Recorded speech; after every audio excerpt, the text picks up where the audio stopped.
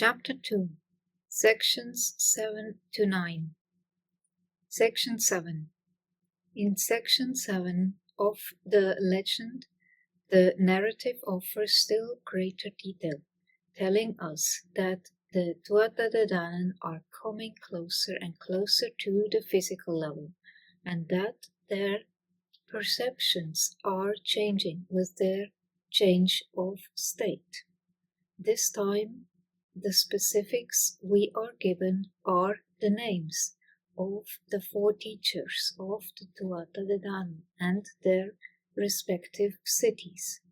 We are also told that at this stage the Tuatha De Danann have produced the skills they are learning to just 2, occult lore and secret knowledge. This continues the progression of their learning, bringing about their increased realization and awareness, and also describes Tuatha De Danann as moving from the purely spiritual level, where 5 skills were studied, down through the mental level, where 3 skills were studied, and 3 triplicities were defined, and so to this level, which is the closest yet to the physical level, with its emphasis on polarity, as can be seen in both the form of the teacher-city duality and the fact that only 2 arts are to be learned. It is important to stress at this point that these 4 cities should not be confused with physical locations, not thought of as being 4 individual cities situated apart from each other. As I have already said, the separation between places and people has not yet come into being. It is necessary for our purposes, however, to describe these cosmic events in very limited terms, in order for our unprepared consciousness to understand them in even a rudimentary way. The word city is also a bit misleading, and it may be better to substitute the word with a place of learning, however one wishes to view such a place. The 4 cities are in fact 4 aspects of one cosmic concept, that is, the overall concept of learning. The Irish system regards everything as being in total unity. Each apparently separate and individual person, place, and object is recognized as being no more nor less than one little part or aspect of the great cosmic whole. To regard these cities as 4 separate and distinct locations is incorrect, and we must try temporarily to accept the ancient Irish Celtic way of seeing everything as being in unity and harmony. It is also from this basic concept of total unity that the goddesses originally stemmed. For in any true unity, no one part can be considered as any more important than any other. Each is as necessary as the other to maintain the health and stability of the unit. Just as the meanings of the names of the cities were found to be revealing, so too are the names of the 4 teachers. In the following analysis of these 4 great instructors, the masculine pronoun will be used, but it must be clearly understood that this is simply for ease of reference and definitely does not mean that these four beings should be considered male. The point is that at this level they have not yet reached physical incarnation, and therefore the splitting into sexes has not yet occurred. The name of the first teacher mentioned, Morphisa, who was in Phalias, the spiritual level, means great wisdom, a very appropriate title for one who dwells at the source of all knowledge and wisdom. The word great should be seen in the sense of vast or all-encompassing rather than as descriptive of a degree or quality. Just as each city should be regarded as a part of the whole concept of a place of learning, so too should each teacher be regarded as one part of the larger construct of teaching or the passing on of knowledge and wisdom. In general, Morphisa then is that part of the cosmic teacher that contains all the other parts, just as his city. Phalias, the spiritual level, is the city or level that contains all the others. The symbol of Phalias, the stone of Phal, lay at Tara, and Tara was the meeting point of the 5 divisions of Ireland, and was therefore the heart of Ireland, or that part which contained all the others. Morphisa can be seen to represent this same unity and at oneness that we have already encountered symbolically in our look at the other symbols of the spiritual level, that is, the city of Phalias and its treasure, the stone of Phal. The next teacher mentioned is Esdras, who was in Gorias. His name can be translated as outlet, passage, means, way, or opportunity. He can therefore be regarded as a transition away from one thing to another, and not necessarily a final stage in itself. This ties in well with the city of Gorias, which is the mental level, for the mental level can be seen as the way from the spiritual to the physical and back again. The instructions he gives are therefore on a mental, logical, and emotional level.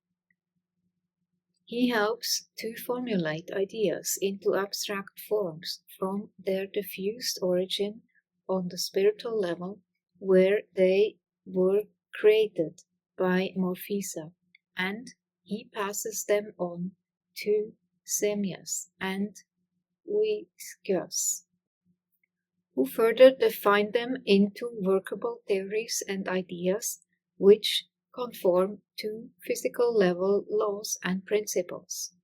Esdras is therefore also the teacher to go to when one needs help with reversing this process.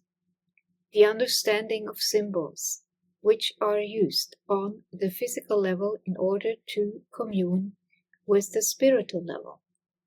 This is one of the basic techniques of magic, often referred to nowadays as passworking, and therefore Esdras is the teacher to turn to when we seek instruction in the rudiments of magic. The last 2 teachers we come to are Uiscus and Semias, who were in Phidias and Murias respectively.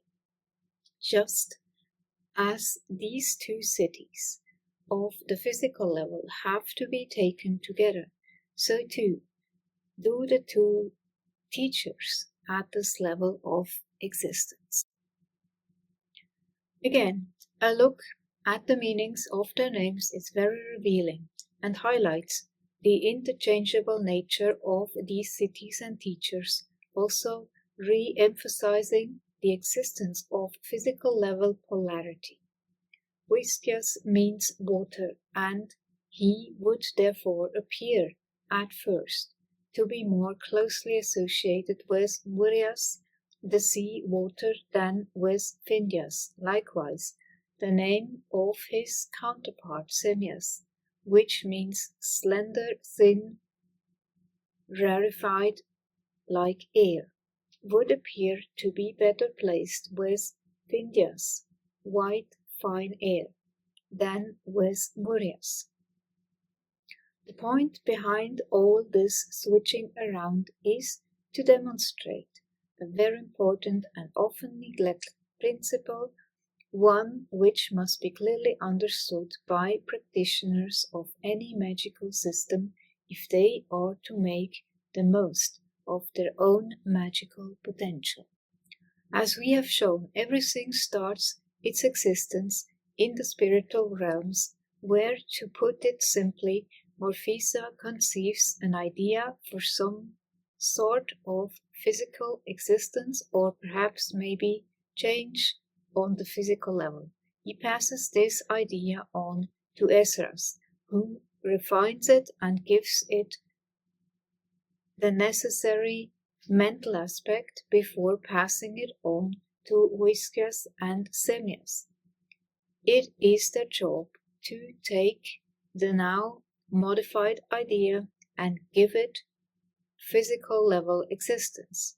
Unfortunately, the great idea of the spiritual level may not be practical or indeed possible on the physical level, and occasionally considerable modifications are needed to the original idea before it can work on this level. This process can be seen at work in the simplest and most mundane decisions or ideas we have, as we often discover that the original idea we had for a new way of life, a type of engine, a routine for the day's work, etc., has not worked out in reality exactly as we had planned, but has, nonetheless, been made manifest in this day-to-day world of ours in the only way that the original idea could work due to the limitations of our physical world. This process of shifting and changing to suit the confines and restrictions of each successive level is one which should be familiar to any student of the system known as the Kabbalah. It is also the central process of all creation.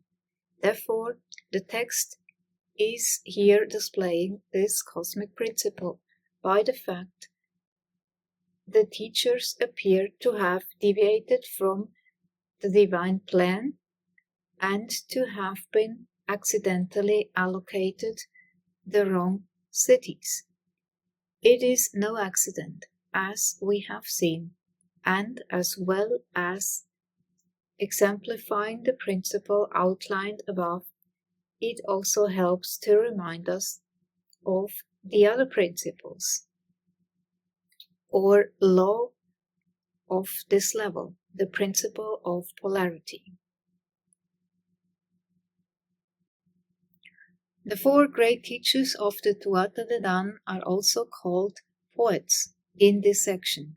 This is a reiteration of all that has been said above. A poet sets down in words the physical level, ideas and emotions, the mental level, which have had their origins in the spiritual level.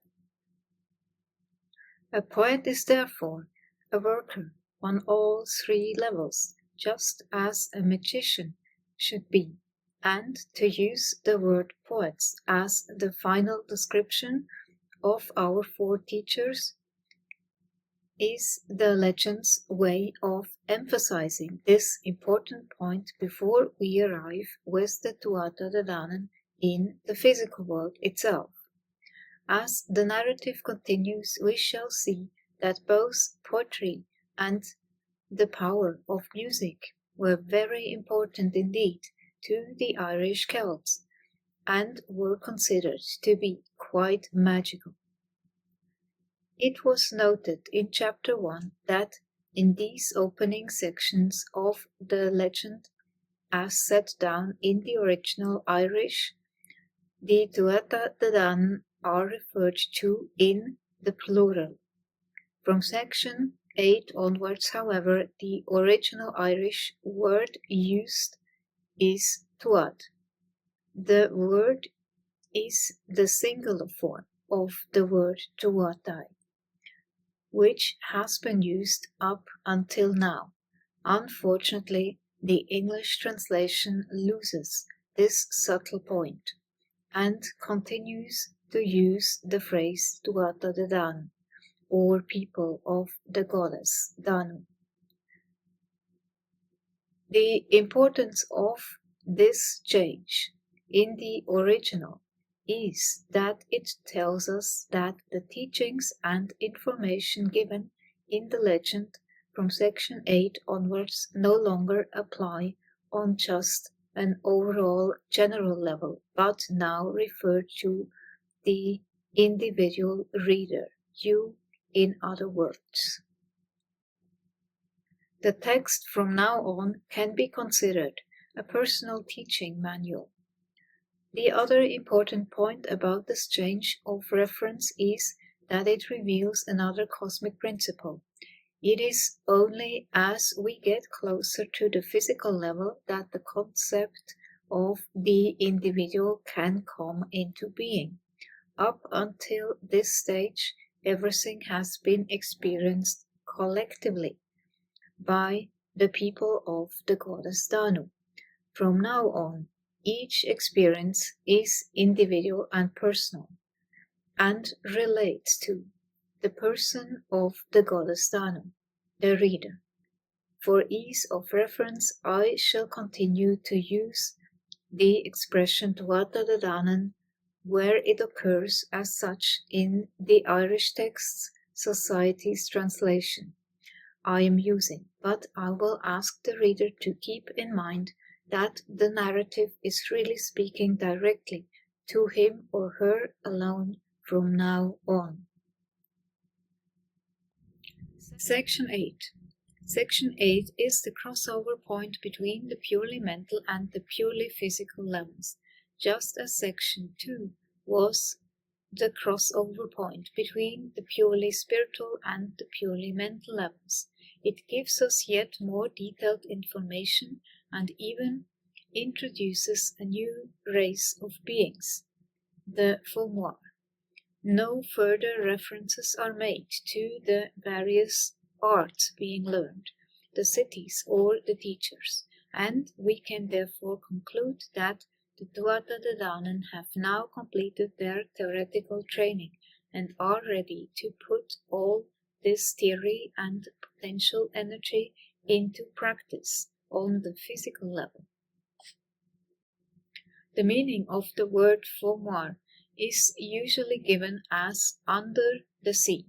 Some scholars have therefore put forward the proposition that the Fomor were in fact the invading Vikings. We are not concerned here with whether the Fomor were the Vikings or not, or even if such a race ever existed, for such hypotheses miss the point. For our purposes, the Fomor should be regarded as the race who inhabited the mental level. Up until this point, they have existed solely on the mental level, and consequently have had neither a spiritual nor physical aspect to their being. Likewise, the Tuatha De Danann up until now have only ever had a spiritual existence, without the other two levels. Now, these two incomplete races have met and have agreed to form an alliance. This voluntary agreement to get together is significant, for it tells us that there was no dispute or undue persuasion on either side, unlike in section 9, where the Firbolg have to be subdued by force. By so telling, what has happened is that the Tuatha De Danann have now met, acknowledged and accepted their mental aspect, and likewise the Fomor have met, recognized and acknowledged their spiritual aspect. We now have a race of beings who are 2/3 complete, needing only physical forms to complete creation. Several names are given here, both of the Fomor and the Tuatha De Danann, and all of the characters named play crucial roles in the events described later in the legend. Balor, king of the Fomor, son of Dot, son of Net, gives his daughter Edne to Clan, the son of Diankecht. Sorry for mispronouncing. This union can be seen as the completion of the joining of the two levels, and it results in the birth of Lu, the glorious child. The first sentence of section 9 is very important and gives us quite a bit of useful information. The Tuatha De Danann came with a great fleet to Ireland to take it by force from the Firbolg. This seems straightforward enough, but if we remember that in the original Irish the Tuatha De Danann are now being referred to in the singular, this opening sentence does not make sense. How can one individual be described as traveling in a great fleet? Surely a single boat would suffice. The answer yet again is that there is no contradiction here, so long as we read the text with our minds set on its inner level and lay aside the apparently confusing outer or obvious meaning. The meaning of section 9, the information it contains, is aimed at the individual reader, who, as was explained earlier, is now referred to in the text by the use of the singular noun. The subject of this section, however, is still the collective Tuatha De Danann, because they have not yet individually achieved physical incarnation. To put it another way, we can consider the Tuatha De Danann, plural, as being what Jung called the collective unconscious, that great non-physical mass, to which we all belong and have access without losing or destroying our own individuality. It is important to remember when trying to grasp these abstract concepts that what is being revealed here are once and for all events which occurred on a cosmic level and will never need to be repeated. It is necessary for the reader to be made aware of them, however, and to understand them so that he or she may later comprehend fully the laws and principles of creation, which affect each individual today and which need to be mastered before any magical progress can be achieved. The second part of the first sentence to section 9, to take it by force from the Firbolg, tells us that the Tuatha De Danann knew before they arrived in Ireland, the physical level, that its inhabitants would resist their coming. This shows that the arts and skills learned by the Tuatha De Danann in the higher levels have given them the ability to predict the future in a way similar to the phenomenon most people today would describe as clairvoyance, but which in reality is far more than that.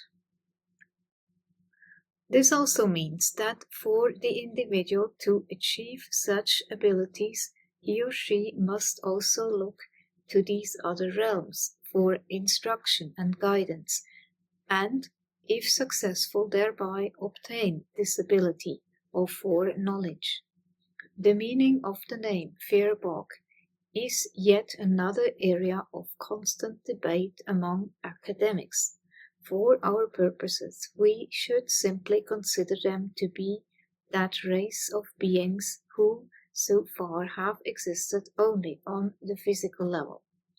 We have seen that the Tuatha De Danann started out with only the spiritual aspect to their being, and the Fomor with only the mental aspect. These two united in section 8 to produce a race who, at this point in the legend, are in a sense 2/3 complete. The missing third part, the physical aspect, is about to be obtained by the Tuatha De Danann's invasion of Ireland. The fact that the Tuatha De Danann are expecting resistance from this purely physical level is instructive, demonstrating a principle that affects all of us at some time in our lives, the principle that the physical does not always readily conform to the will of the mental or spiritual levels.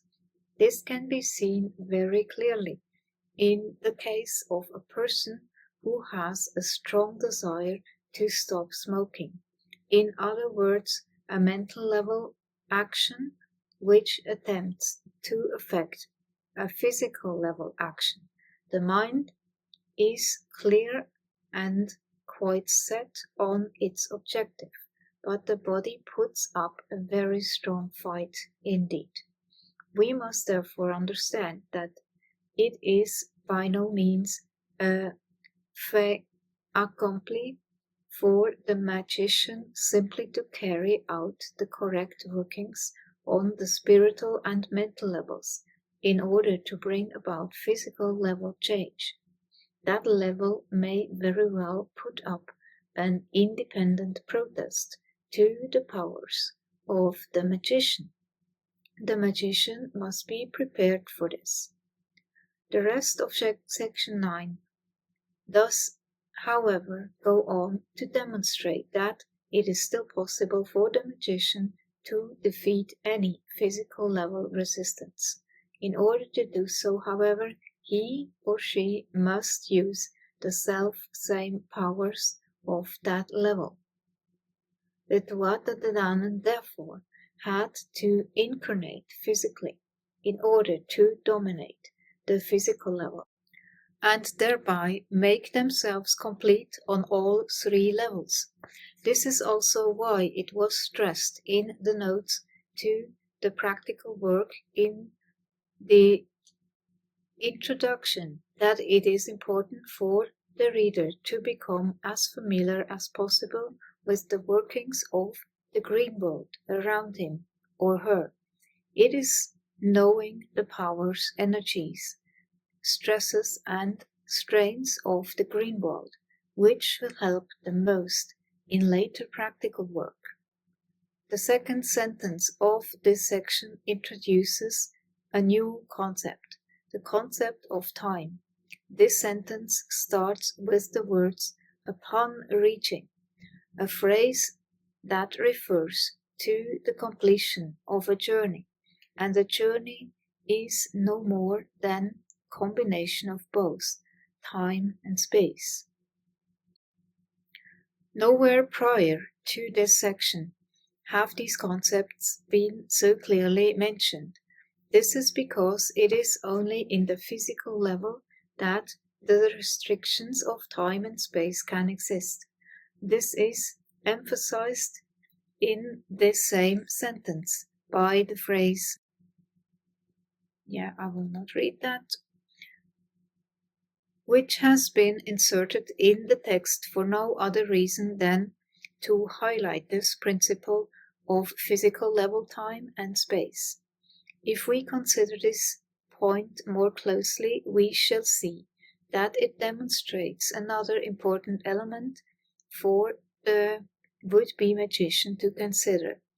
If the restrictions of time and space apply only to the physical level, then consequently we must be free of them when working in the mental or spiritual levels. This also means that when we are in the mental or spiritual levels, we must aside our normal conceptions of time and space and accept that they simply do not apply.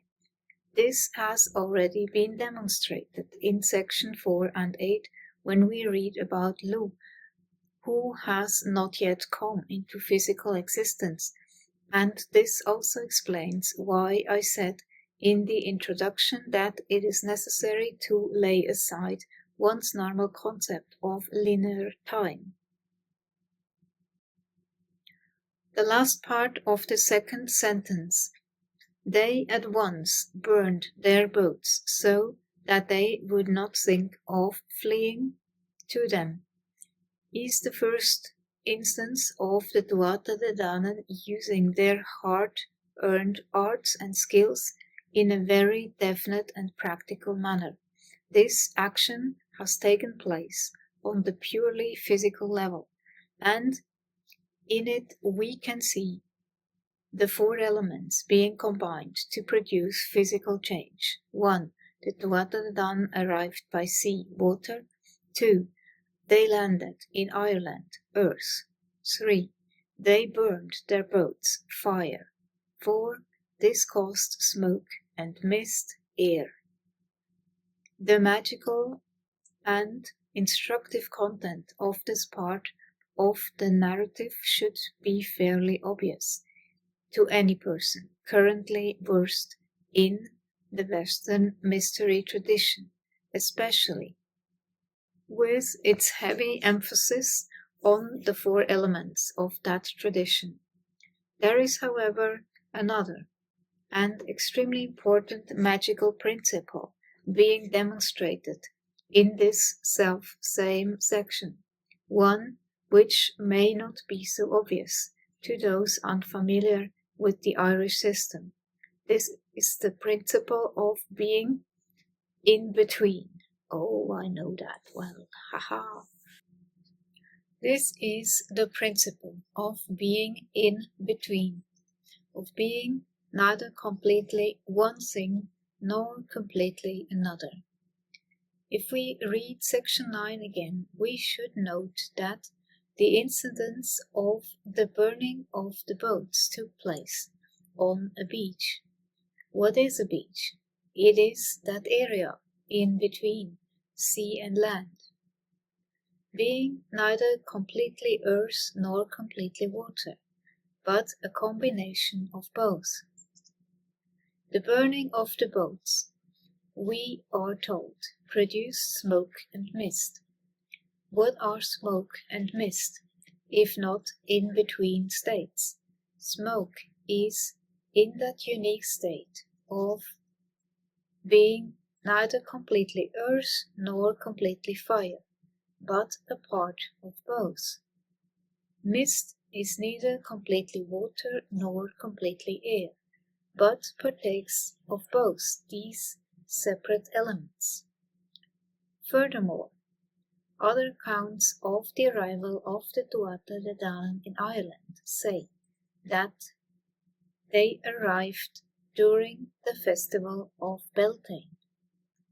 Beltane is regarded as being in between winter and summer, a part of each, yet something which exists in its own right at the same time.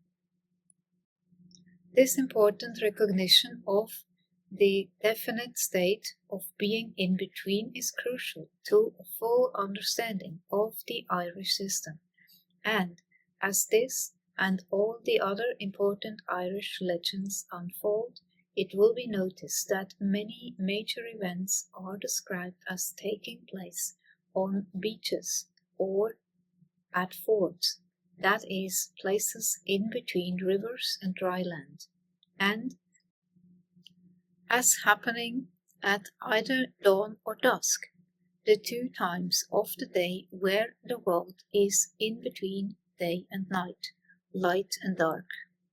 This concept of being in between may also help to clarify in the reader's mind the difficult concepts mentioned earlier, that polarity actually contains a triplicity. In this physical level, nothing is completely masculine nor completely feminine, completely positive nor completely negative. Each carries a bit of its opposite within it, yin-yang, and this bit forms an independent part, the in-between part. This can be clearly demonstrated by examining a simple wooden stick. It is a complete thing in itself, yet it can be given polarity by starting the obvious fact that it has two ends, a left end and a right end, or top end and bottom end, depending on how it is held. But where does one end stop and the other end start? It is impossible to say. It is possible to say, however, that it has two ends and a part which is in between these two ends.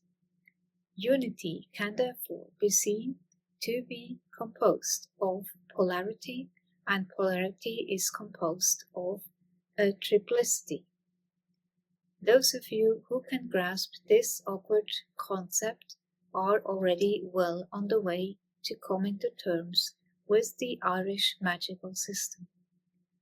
The rest of you who may still be finding it hard to throw away the incorrect teachings and conditionings of a lifetime may need to work a little harder in order to fully understand and employ this unique system of magic. But do not despair. There are many more examples and instructions contained within. I will not read that will help you get the most from this very workable system, as the rest of this book will show.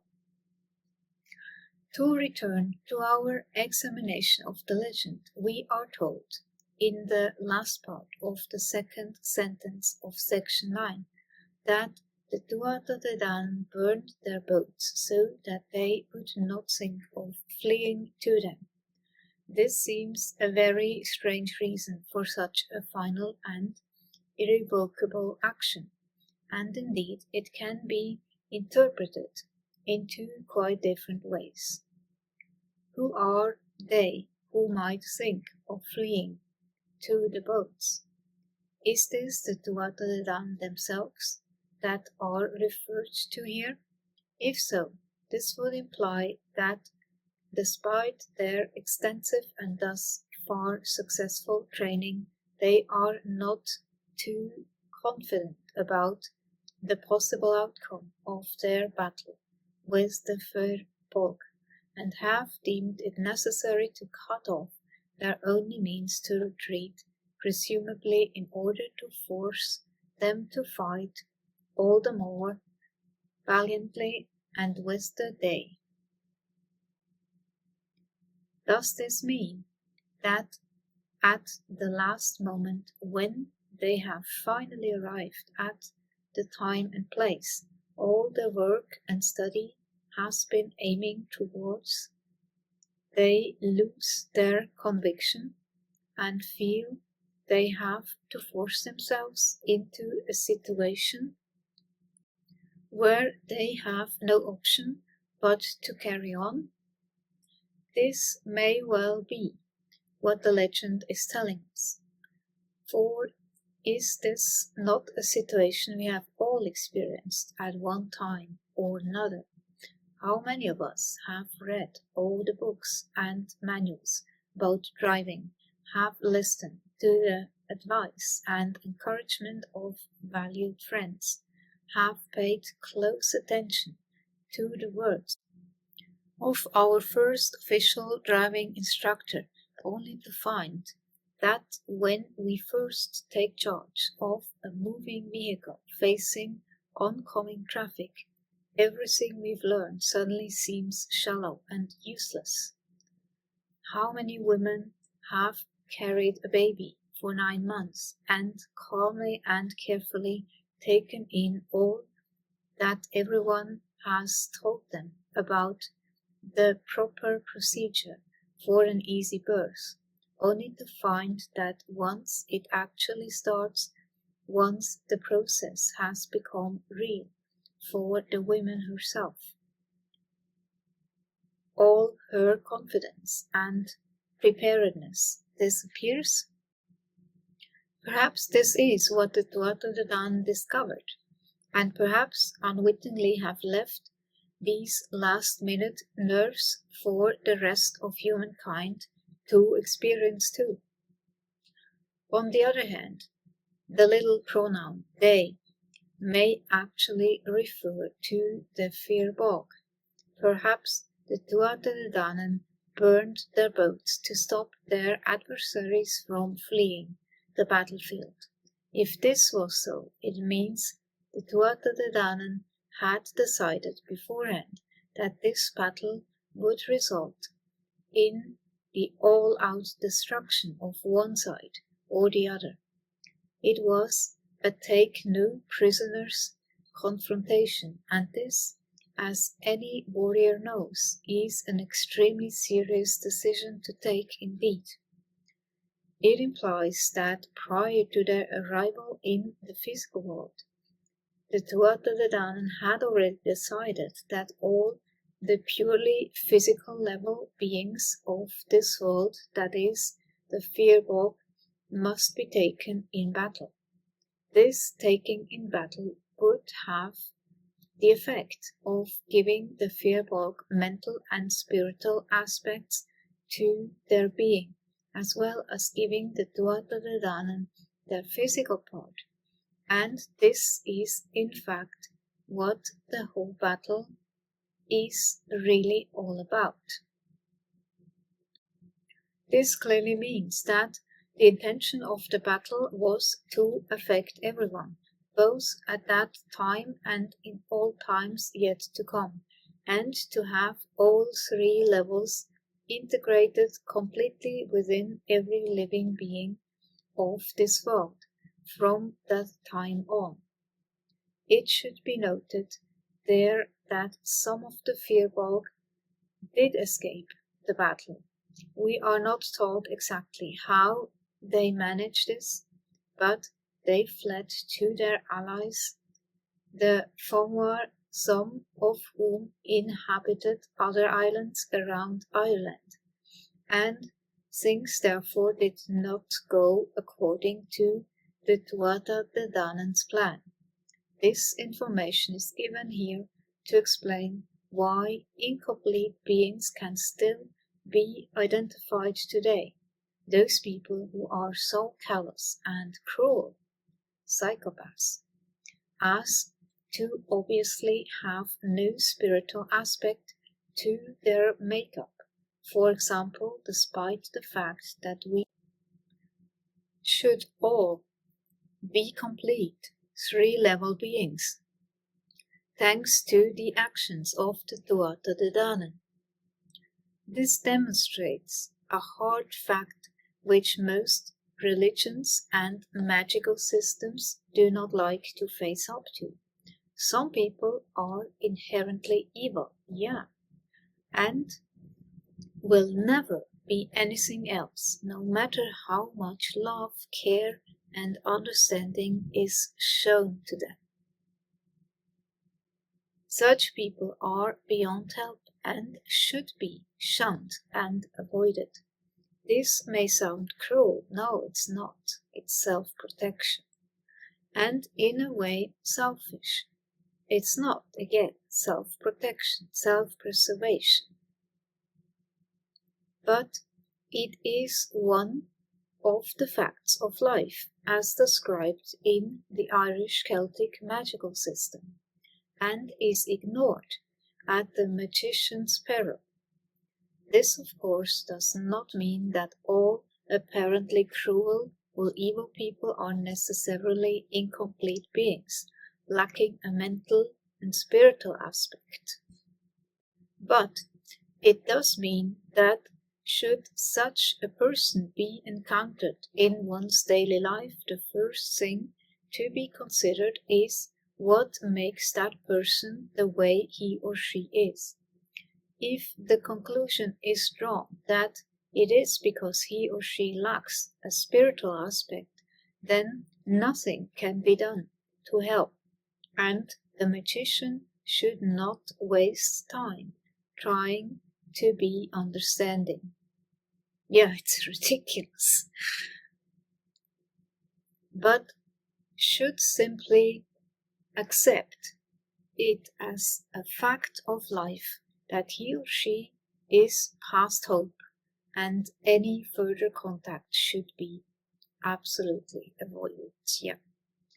This, by extension, also implies that there is a flaw in the makeup of the world as we know it. Something went wrong during the execution of the divine plan of creation.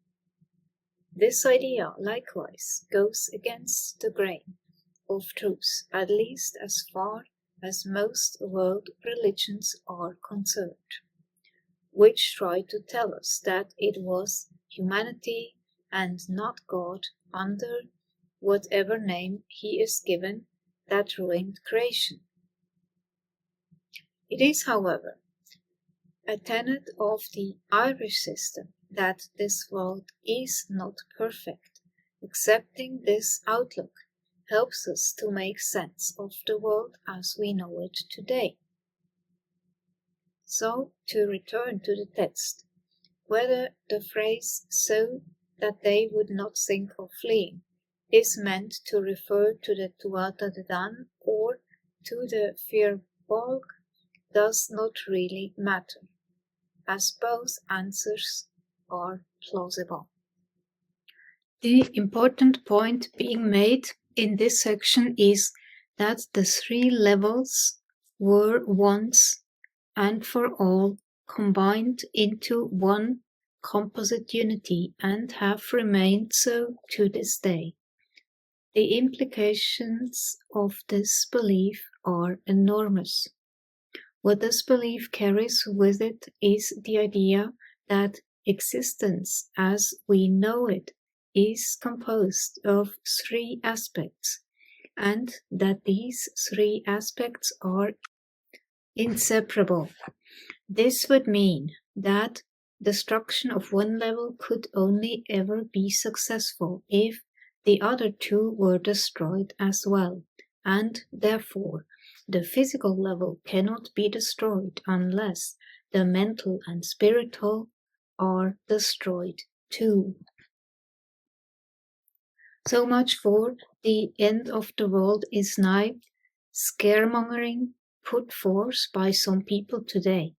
It must be remembered, however, that although the world cannot be destroyed, it can be changed, and changed perhaps into an environment that is hostile to our form of physical life. In an odd sort of way, modern science has put forward this same idea in terms of matter and energy not being capable of being destroyed, but only changed from one form to another. The Celts have been saying this for thousands of years.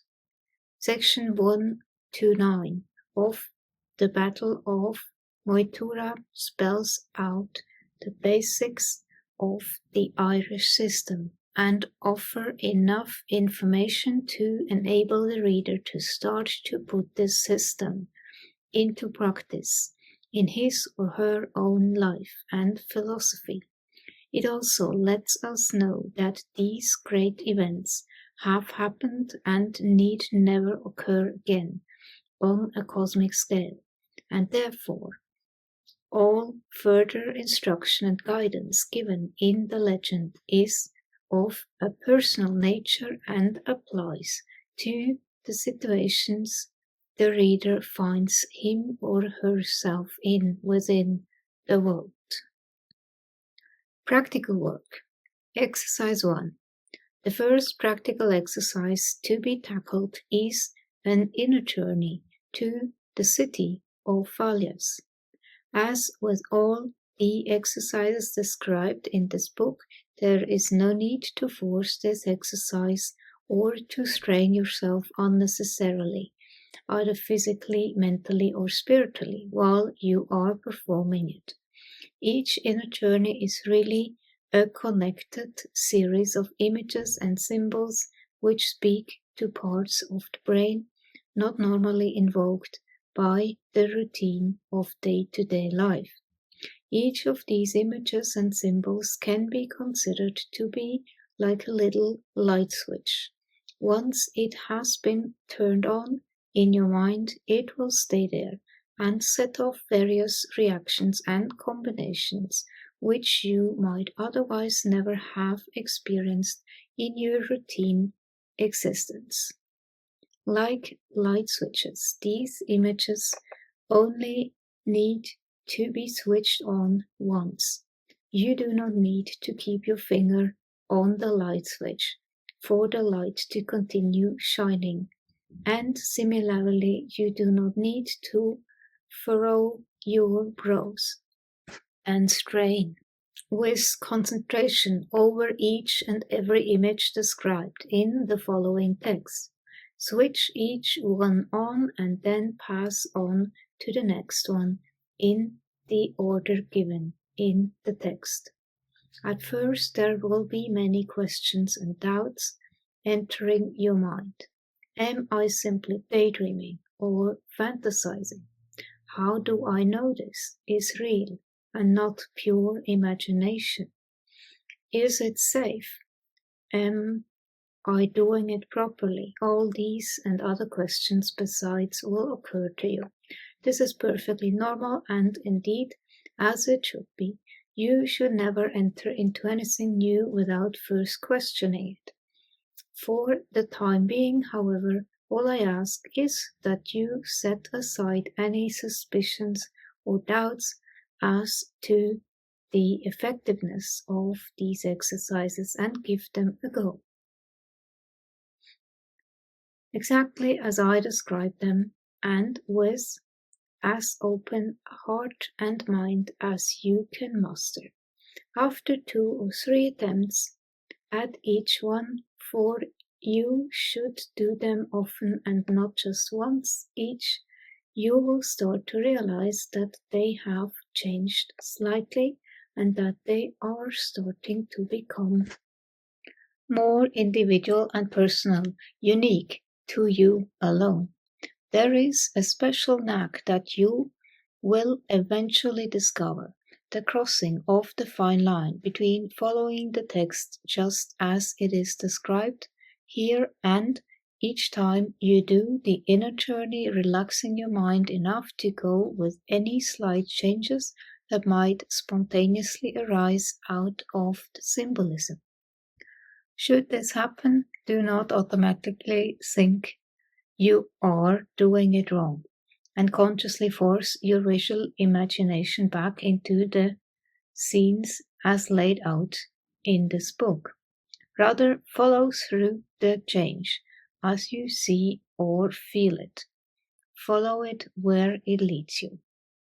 There will be times, of course, where such apparent changes are no more than lapses in your concentration. But as you progress, you will be able to determine these from the more important inner changes that occur. This is the way of true development. This again is as it should be, for what would be the use of such exercises as a means of personal development if everybody who tried them found the same results and had exactly the same experiences? The descriptions given in this book are meant merely to get you started. After that, with some help from your friends, you will be able to experience them as they are best suited to you. For the moment, however, carry out the visualization which follows just as described and try to accept it for at least as long as it lasts, as being absolutely real. A journey to Fallas. Before you begin, make sure that for the next half hour or so you will be free from interruptions and distractions, and that you will be able to carry out the following visualization without fear of a phone ringing or a doorbell chiming. After reading this exercise through, you may like to make a tape recording of it to play during your first attempts at visualization. This will prevent your having to stop to read the text, allowing you to close your eyes and partake fully of the exercise. Once you have made a few journeys using the tape recording and have become familiar with the general layout of the inner scenes, I would suggest that you stop using the recording, thereby giving yourself the freedom to let the journey take on a more spontaneous aspect, which will in turn allow the inner contacts to shape each journey in such a way that it is new and different, albeit slightly from any other one. Sit upright in a high-backed chair with your eyes closed, feet together and hands clasped lightly on your lap. Spend a few moments breathing slowly and easily. There is no need to adopt any specific breathing technique, such as those practiced in some forms of yoga. The emphasis here is on your total relaxation and comfort. When you feel relaxed and ready, imagine in your mind's eye that the walls and ceiling of the room around you have slowly dissolved away. Instead of sitting in your room, you now find yourself standing in a very lush green field covered in ankle-deep grass. It is early morning and there is a beautiful feel of freshness and vitality all around you, as on a lovely spring morn. Beneath your bare feet you can feel the earth and the grass upon which you stand. It feels soft and very pleasant, and you are aware of the physical contact you are making with the very earth itself. A feeling usually lost to us because of our need to wear protection on our feet. As you gaze around at the tranquil scene, you become aware of many insects in the air around you, some birds singing their dawn chorus in a little copse of trees off to the right, and to the left you see in the distance a herd of cows quietly grazing in a field. As you take in the tranquility and beauty of the scene, you remind yourself that although you still feel solid in your body, it is a body which now exists in the other world and is not your dense, cumbersome physical body, which continues to sit quietly in this world. Once the images around you have become as real as you can make them, start to walk forwards through the grass.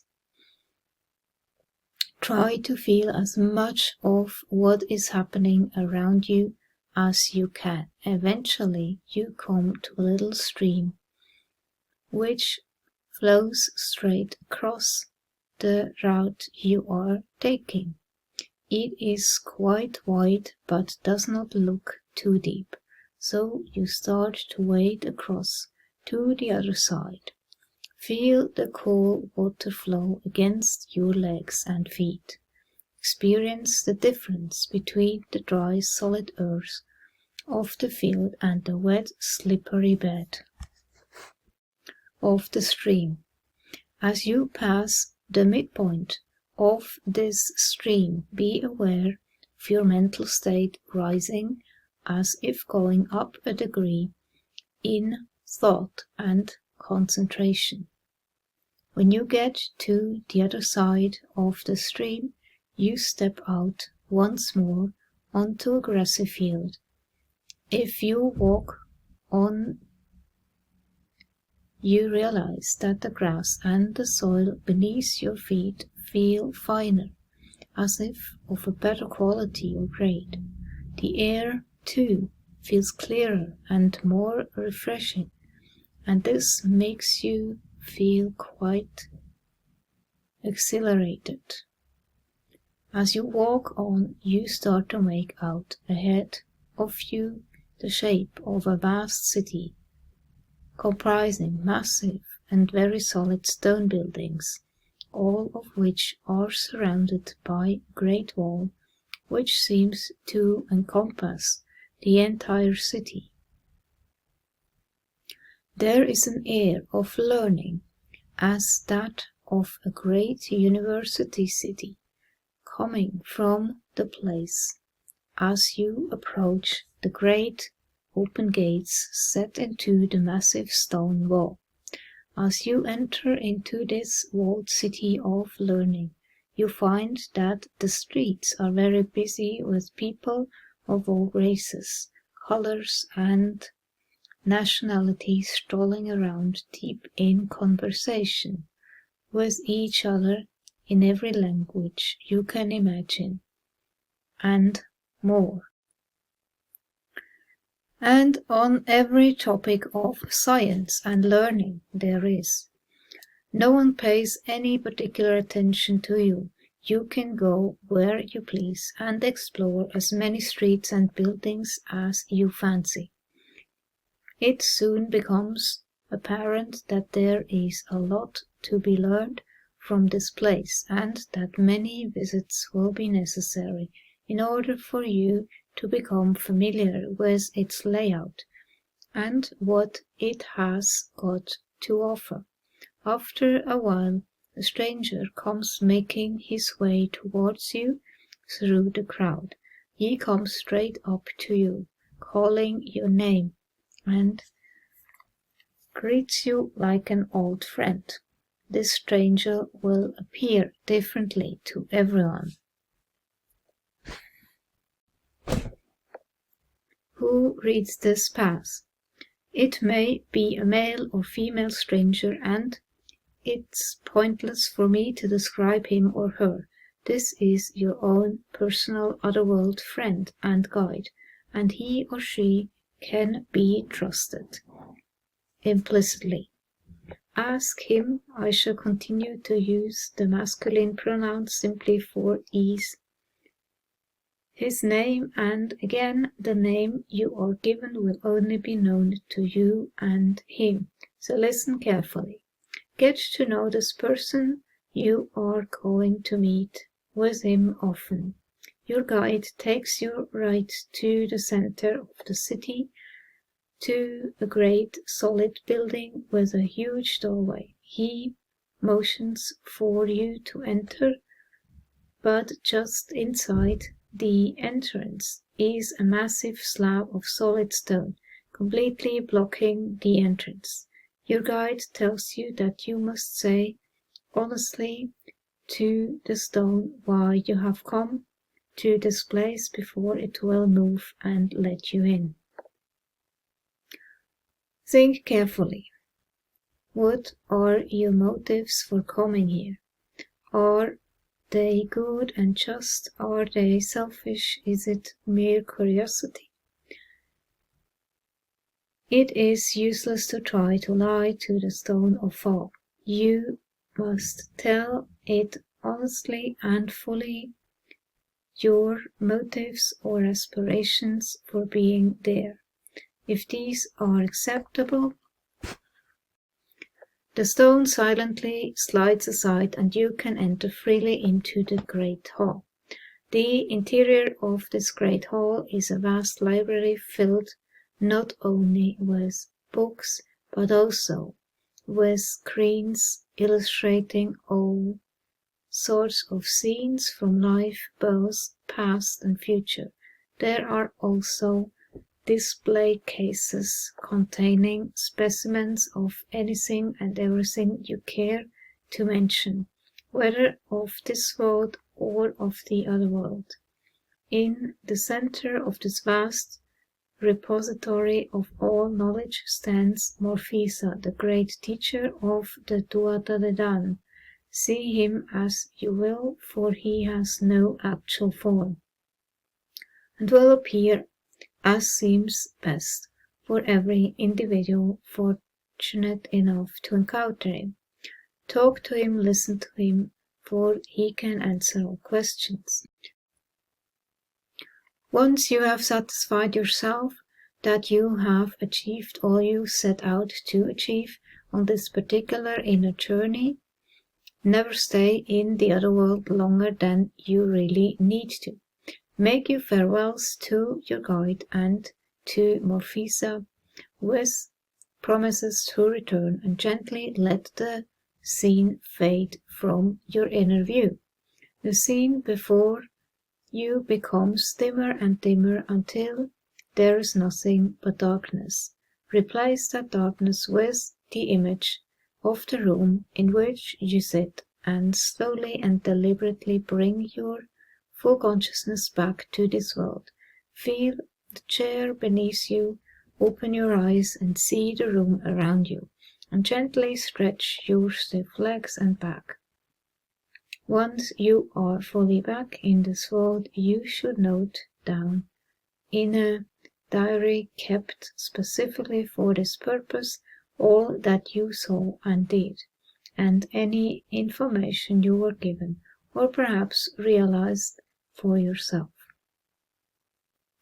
This magical diary will become very valuable to you in the years to come, so do look after it and keep it from prying eyes.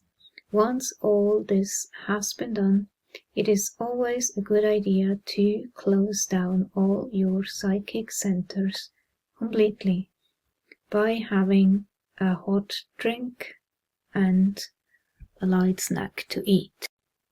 In the days that follow the start of this exercise, you should make an effort to find your own symbolic stone or fall, which you will eventually use in magical ritual.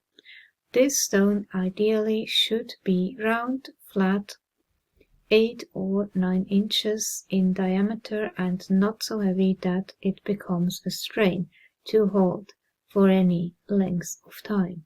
If possible, it should be taken from a river or the seashore, the important in-between places, and collected either at dawn or dusk, in between times, and used for no other purpose than as your own liafel.